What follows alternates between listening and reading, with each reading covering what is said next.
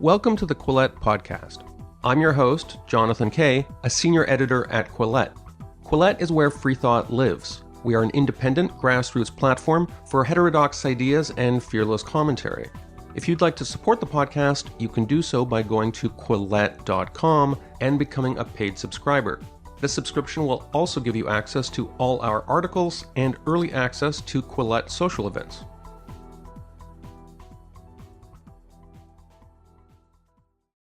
Welcome to the Quillette podcast. I'm Jonathan Kay. It's been almost a month since Twitter banned Donald Trump, and somehow we've survived. After all, there are plenty of things on social media to amuse and outrage us, from the hilarious comedy stylings of Seth Rogen to the bumbling antics of that clueless 15-minute sensation who used his dog's shampoo and then kvetched about it.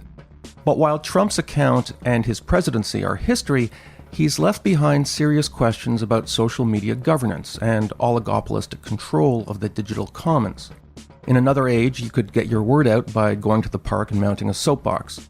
But no one goes to parks to hear people make speeches anymore. And so what happens when a small group of Silicon Valley billionaires control all the virtual soapboxes?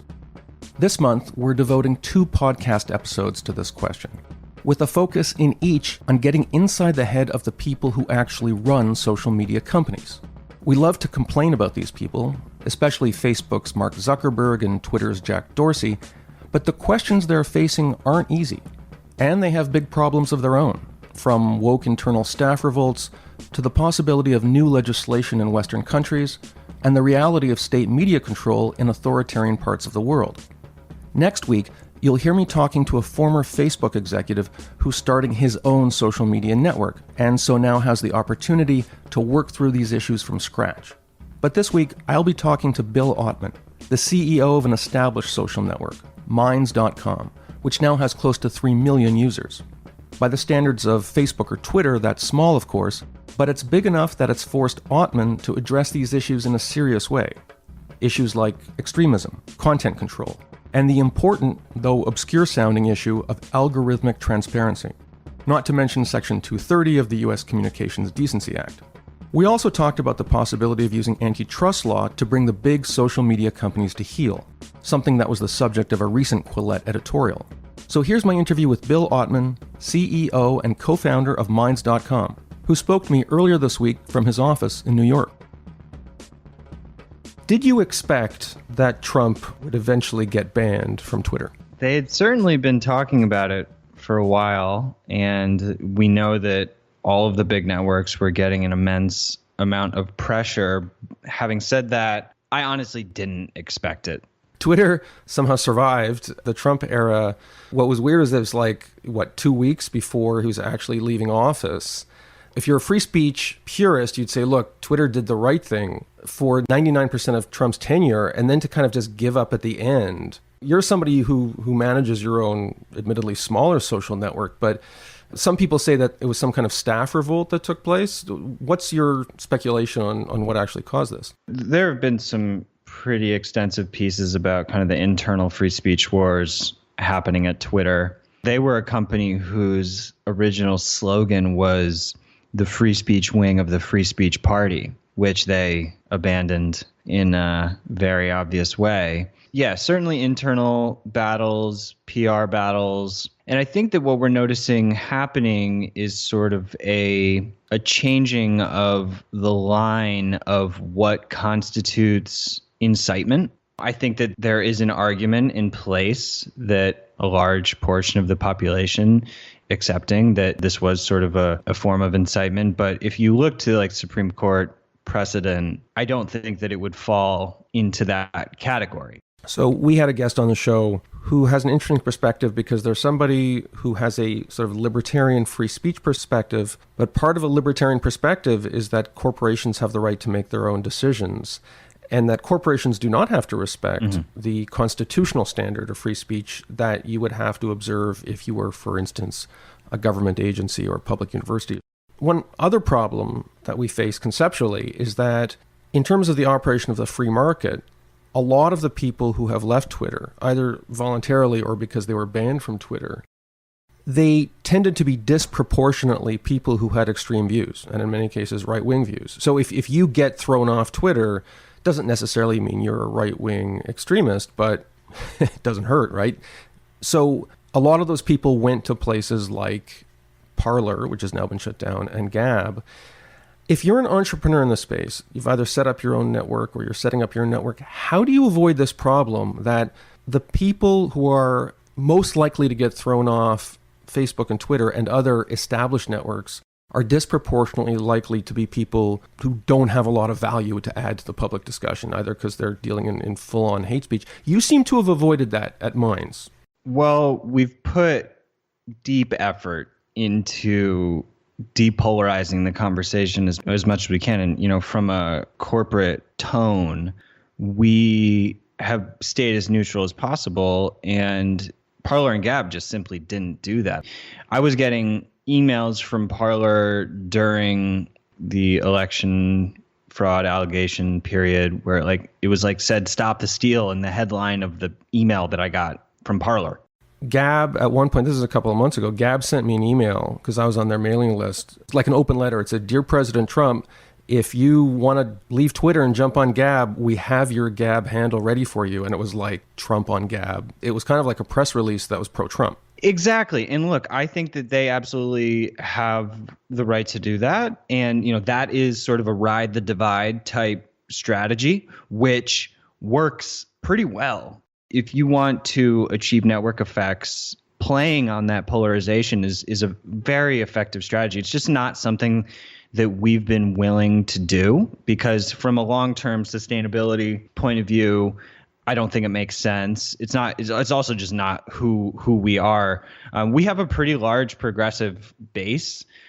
When we started growing at Minds, it was largely progressives, pro-privacy in reaction to a lot of the NSA surveillance scandals around Snowden and all that back in 2015. Just to draw back on what you said about Twitter's right to do what they did. Yeah, they do. They do have that right. That's what 230 provides. There's sort of a lot of misunderstanding about Section 230. People think that it sort of mandates constitutionality or neutrality. If I could interrupt you, just because a lot of our listeners are not in the United States, could you just describe what you mean by the legislative reference to Section 230? Sure. So, Section 230 gives platforms basically shield from liability around user-generated content. This would apply to the comment section on a news publication. So actually, news publications are protected by 230 in the comments section. And platforms, social networks, and other digital intermediaries who have user-generated content, it protects from that content, but it also doesn't mandate that the platforms have First Amendment based policy, which is what we have at minds.com. That would be like saying if there was a phishing app, then they would have to allow pornography or something, which doesn't really make sense. I do think that there is value to having the conversation about whether or not it would be wise for big tech platforms to have more of a First Amendment approach, considering that they have become the public commons. But I'm not of the opinion that they should be forced necessarily. Your reference to Snowden is interesting because if you go back just a few years, you had a lot of people on the progressive left who themselves were deeply skeptical of any kind of content-based surveillance or control of what they were doing. Now, they were primarily focused on the evils of big government, which is itself kind of another irony. It's kind of unusual that the progressive left is just fine with Twitter censoring your content, but when it comes to the government doing it, no. That's something for the private corporations to do. So there's all kinds of strange political bedfellows that this whole thing has generated. What's interesting about Minds is from the start, it's had this very wonky aspect. There's a sort of cryptocurrency subculture there. You can get paid for your content. Because of those aspects, it seems to me it always has attracted a sort of a highly educated, intellectually engaged clientele. I'm wondering the effects of that culturally, because in the highly libertarian right, people who are Bitcoin fanatics and want to get away from government fiat currency. You do get some like hard right-wing people, but you also get people on the Silicon Valley left who see Bitcoin as like kind of, liberating people and getting rid of banks and stuff like that. You have a very interesting intellectual stew going on in minds. I'm wondering how the ingredients changed during the Trump presidency. Yeah, I agree. I think that we have fostered a pretty intellectual crowd overall. However, that being said, there is a small percentage of the more hard right, hard left even. But what we notice is that anti-authoritarian factions of the left and the right actually have both been targeted on big tech. And I also think we've seen sort of a fracturing of the progressive left where, you have people like Glenn Greenwald, Jimmy Dore, Lee Camp, Abby Martin, these types of people who do believe in free speech, like, in a pretty pure sense. And they're sort of not on this deplatforming bandwagon. And then you have another group on the progressive left, which is not having that opinion. And they do think that there's effective deplatforming. So based on the scholarly work that has been done around the impacts of censorship on major platforms, it is just a reality that when you ban people from the big platforms, and if those are mostly far right, then yeah, you're going to see mostly far right popping up on the alternative networks. That's just a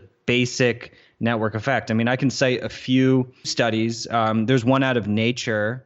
I'll just read a quick quote.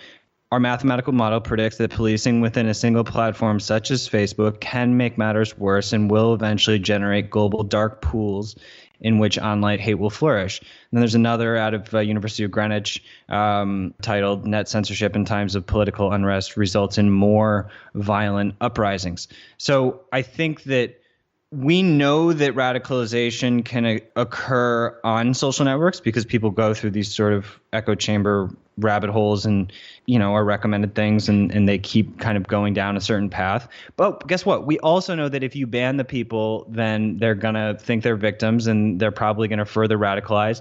If you ban them, you also have zero chance at de-radicalizing them because now suddenly the communication has been cut off. And what we're doing at Minds is trying to have a long-term open data study, voluntarily provided data by participants, where we're going to prove, I'm confident, that on like a 10-year basis, we're going to have a higher rate of de-radicalization than on Facebook and Twitter. I actually just debated somebody at the Facebook Oversight Committee on this, and I just don't see how they will possibly be able to win that because they aren't enabling the possibility of de-radicalization.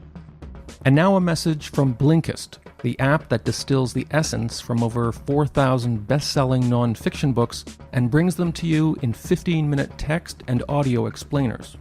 As part of my job at Quillette, I need to be conversant about what books my readers and listeners are talking about, in part because a lot of the authors of those books end up on this podcast. But life is busy. Blinkist lets me dive into a topic quickly and find out how to deploy my reading time best. Blinkist also has teamed up with popular podcast creators to blink those podcasts for you too. And yes, the company uses the word blink as a verb like that. It's a thing. By blinking a podcast using a feature called shortcasts, you can get to the heart of an episode quickly, complete with high quality audio. You can jump right in on the go during your commute, at the gym, around the house, or even download to listen offline. 15 million people are already using Blinkist to broaden their knowledge in 27 nonfiction categories, including self-improvement, personal growth, management, leadership, and mindfulness. And like I've told you before, the length of a typical Blinkist abridgment is just 15 minutes, about the length of time it takes me to walk my dog.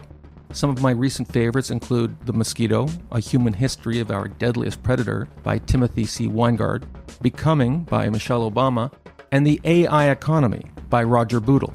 Right now, Blinkist has a special offer just for our audience.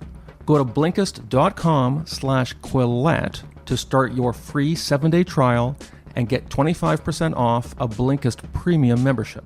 That's Blinkist, Blinkist, Blinkist.com/Quillette to get 25% off and a 7-day free trial. Blinkist.com/Quillette. And now, back to our podcast. Well, isn't engagement and de-radicalization at cross purposes? Because often people are most heavily engaged in silos that give them confirmation bias? Well, yes, but if you give people who are in an echo chamber on a passageway into a chat room with people who want to participate in positive intervention and people who actually are on the platform for the purpose of engaging somebody who's not necessarily like a political extremist, maybe they're just someone different from them. And there's some really interesting organizations that Jonathan Haidt works with. One that we've been working with called Braver Angels, an organization which specifically facilitates conversations with people on the left and the right. I mean, at this point in the state of discourse, simple Republicans and Democrats consider each other extremists. It's not just a matter of the far left thinking the far right is extreme. It's your normal everyday Democrat thinking that the normal everyday Republican is literally a terrorist. Well, and before that, you had everyday Republicans calling everyday Obama voters communists. Absolutely. Which is equally ludicrous. Yeah. I think a lot of this with user experience design that we're working on, we're trying to completely reframe the engagement flow. So if you can enter into an app with the goal of potentially having like a civil conversation with someone on the other side of the spectrum, that is a totally different frame for having an experience with an app, as opposed to entering the app and being like, okay, I'm going to find all the things that I agree with and then, rant and rave against the people that I disagree with. Actually, the point of what you're doing is trying to connect with someone from the other side. That is something that I think is really interesting because it resets your brain when you're going into it. And I think that, whether you're doing it in real world or digitally, it's like if you go into a conversation and you want to steel man, for anyone who doesn't know, it's when you try to represent the best version of the other side's argument. I find that if I forget to steel man in a debate that I'm in, whether a family member or a friend or whatever, it'll go off the rails way more easily. So it's like having a clear framework for, what is our actual project here, I think could do wonders. It's not going to be a total panacea, but it could help. It's interesting how little cues can help civilized discourse. Twitter actually installed an interesting feature whereby when you're replying to somebody, it reminds you of all the common people you follow. Mm-hmm. So sometimes, you might be about to slam someone and you're like, oh, well, we both follow, my uncle or whatever. And like, maybe I'll run into this guy. So maybe I'll be more civil. Let me just ask about the geographical aspect, because I remember I was following the progress of Minds, and I remember there was one point a year or two ago when, like, all of a sudden, 50,000 people in Vietnam joined Minds suddenly. Yep. And I'm not sure why or the context of that, but does geography matter for social media networks? I know that, I think I spoke to someone who said, like, at the time Friendster was still around, but it was, like, popular in Philippines or something. Or are you targeting socioeconomic groups and obviously language groups, because language is still a thing, or does geography still matter when you're creating social media networks?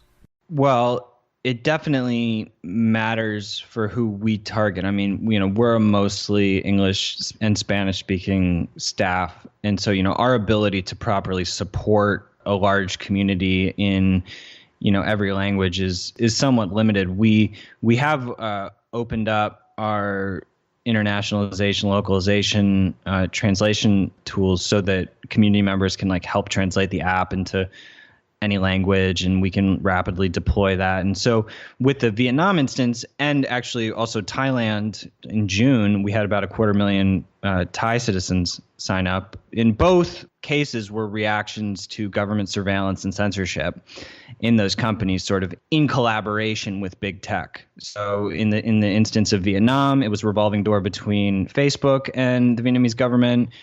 In the Thai case, it was the same with Twitter. And so we had some really popular journalists and influencers in both of those countries sign up, and they brought these huge waves of users in the Thai community, who's still quite active on Minds. And so, that's a sort of beautiful thing to me, because that's why we exist. And it's the perspective of the Thai community to everything that's going on in the U.S. is pretty interesting. And, citizens from any authoritarian state, they look at what's going on in the U.S. in a very different way. For them, it's the government censoring them. And in the U.S., it's the corporations that are censoring the people. And so they see all these calls for censorship in the U.S. and they're kind of like, what are you people doing? I mean, like, how are the liberals calling for censor? Like, don't you understand like the type of environment that this could bring in? And so it's sort of refreshing to have the international vibe and audience. But we have been working full time to prevent against this corporate censorship.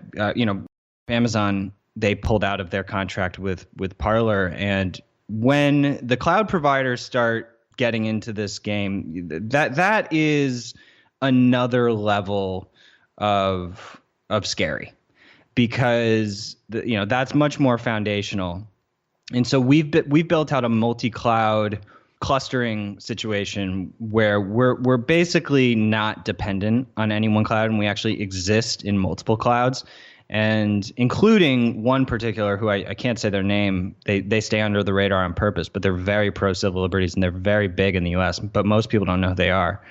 And, they do that intentionally. We do use Amazon for some stuff, but we're not dependent on them. And I think that Parler might have cut corners with their infrastructure. Clearly, that's why they've been down for like over a week at this point. And I think, they're saying that it might be a couple more weeks. And so they were not resilient from like an infrastructure perspective, certainly not decentralized. And so we've been working on different decentralized components of the app, from identity to storage to infrastructure.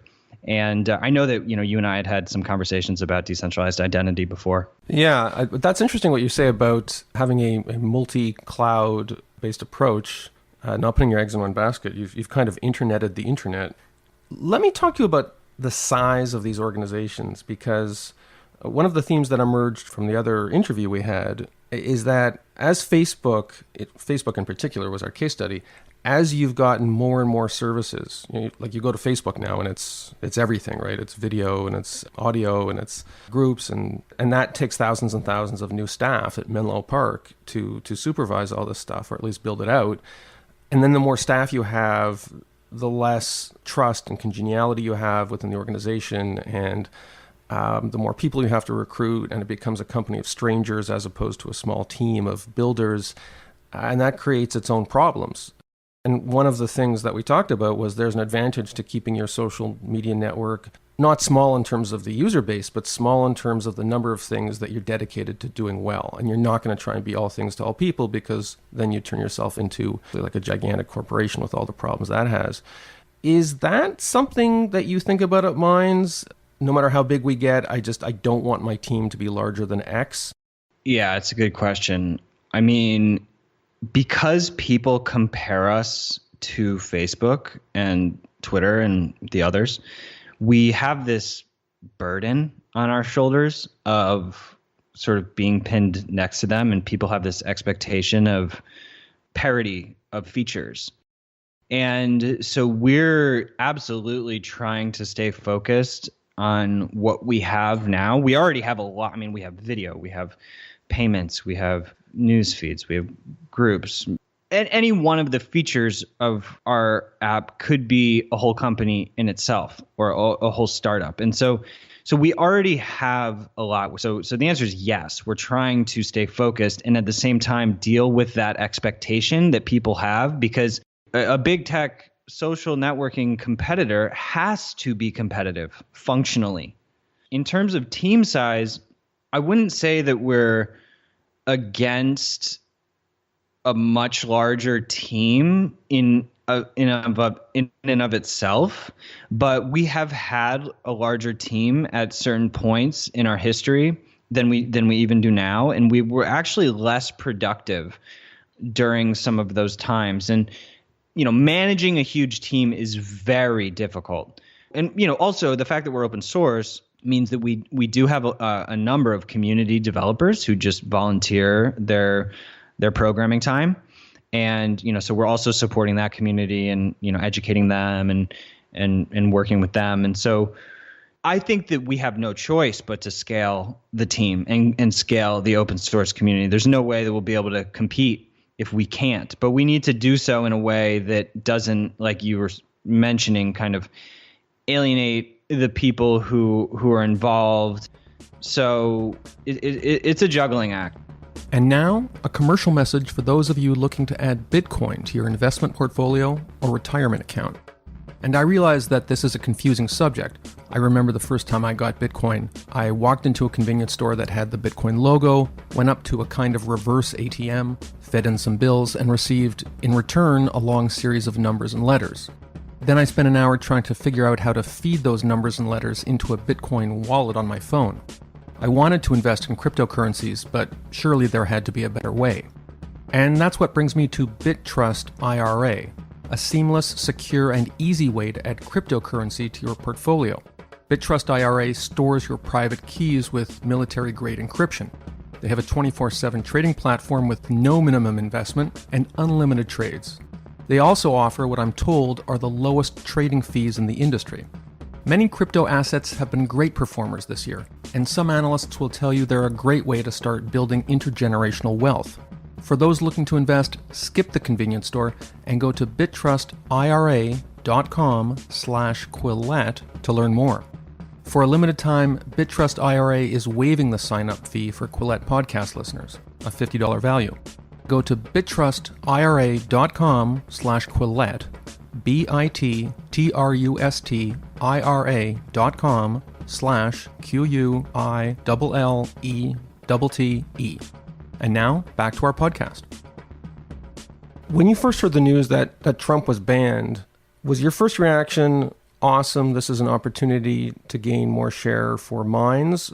Or, oh crap, here come thousands of people who are going to get banned, or who simply abandoned Twitter because their hero is off Twitter, and now it's going to become my problem to moderate what they say?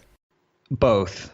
I mean, I wasn't excited. I think to be excited that the president of the United States was banned from, one of the largest social networks in the United States. I mean, even if you supported it, I still don't think that you should support the idea of it. Even Dorsey came out and said that, it's not something that I'm happy about, which was sort of the bare minimum of what he could say. And then I think I saw a video that got leaked of him internally sort of being very scary in his comments about how, this censorship campaign is not going to end. And in fact, it's going to accelerate.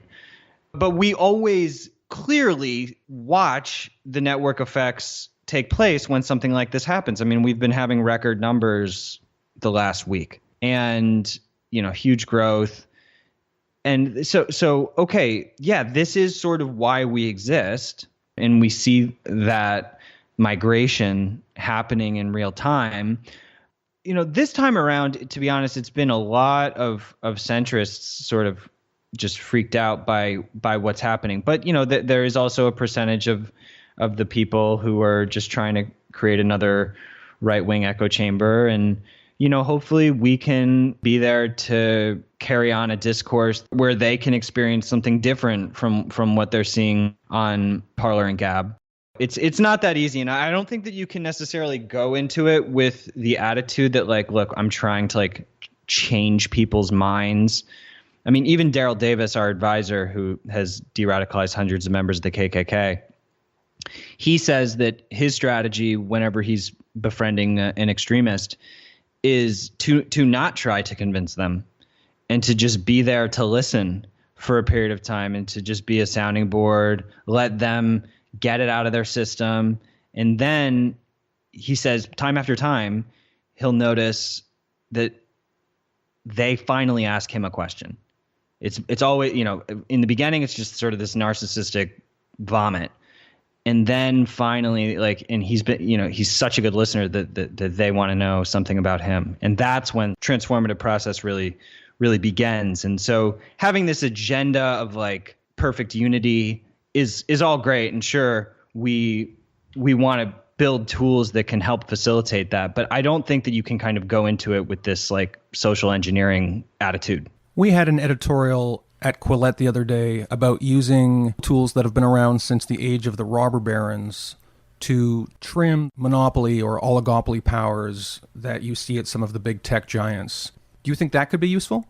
Traditional antitrust, say we're talking about Google and you want to break up search from YouTube, from X, Y, and Z, in the past that may have been effective, but now that we're dealing with anti-competitiveness in the algorithms, the conjecture, and we've heard this from mostly conservatives, but also some anti-establishment people on the left, that there are algorithms in place that are punishing certain voices or certain competitors. So what we're talking about is in search rankings, in newsfeed discoverability, in prioritization and what's showing up in your newsfeed, in app store rankings. Every feed that you're seeing on any of these apps are dictated by algorithms with thousands of different variables, none of which we have any access to. And so if you chop the head off search and make it a different company from Gmail, it's not getting at the root of the problem. And the root is the transparency and the access to the source code, which is facilitating the winners and losers of this big social game that we're playing. We need to be talking about transparency in source code and algorithms. Otherwise, you're not going to get the intended effect from government regulation. If you have a monopoly or dominant oligopoly position in search and you leverage that to direct people toward your other services, it's analogous to, going back to the browser wars. If you have an operating system monopoly, you load up an OS on a computer and then you leverage that to direct people toward your web browser. It was ancient history now, but it's analogous to that, yes? Yeah. And I mean, we didn't have social networks, back when Microsoft got broken up, and it's just a totally different game now. And so I do think that diversity in the market is really important, and we need to be encouraging that. And, like DuckDuckGo, for instance, which is really the only other search competitor that does have a privacy focus. There's certain things that you can search for on Minds that come to the top on DuckDuckGo, but you try to search the exact same thing on Google and we're nowhere to be found. In regard to Minds algorithms, as I understand it, are your algorithms transparent? 100% of our source code is transparent, including all of our algorithms for everything. So if you go to just developers.minds.com, all of our documentation and source code is available there. And that is at the core of what we need from the next wave of social media networks. We're not trying to dominate the market. Anyone can actually take all of our code and start their own social network with our code and completely reskin it or, add features or anything. So we encourage competition. People can take our whole stack and set up their own app with our code. And there are some companies doing that. But what about the actual question of the government bringing some kind of blockbuster antitrust case against some of these big companies? We actually have been contacted by the government about this very topic. That's interesting. Yeah. And we've talked to some very, I can't say exactly who, but on some calls, a dozen lawyers asking us about our experiences with these companies. I mean, we were suspended from Google Play for about 6 months. Our links were blocked on Facebook. Why? Facebook was blocking our links in Messenger, and anytime you tried to post a link to mine, it would give like a warning that you had to do a CAPTCHA, and it would say that like this is potentially unsafe. That does seem troubling because there's lots of unsafe stuff on the web. I wouldn't put mines in that category. Of course. And I don't even know what exactly they mean by unsafe. It's like, are you talking about the content? Are you talking about the security? If you're talking about the security, it's like, well, we've never been hacked. I'm pretty sure you have a number of times. Or you voluntarily compromised your users' data. We finally contacted a friend of a friend who worked there and got it reversed. But massive damage was done. I mean, come on. Anytime someone tried to share our link in Messenger or post our link, they get this scary message. I mean, that has serious impact on our business and growth. Most people would see that and be like, oh, I don't like that. Maybe I shouldn't share mine's links.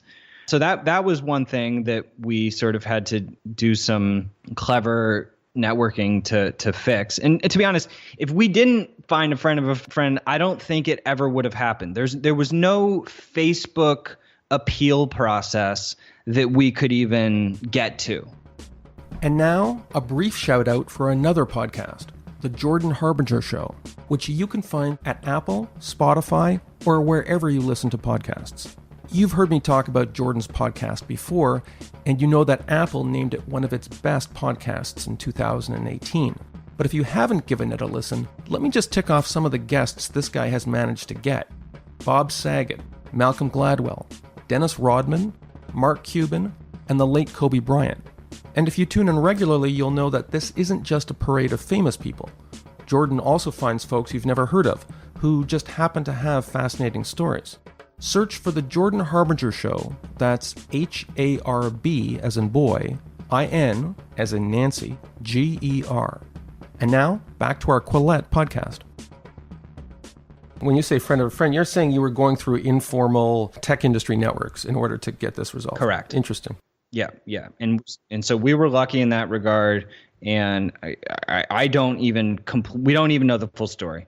And then on Google Play, we were suspended for I think it was like a model, and sort of like a half-naked model, which was behind a blur, because we spent immense energy on an NSFW filtration system so that users, first of all, by default, they're not opted in. They do have the option to opt into it.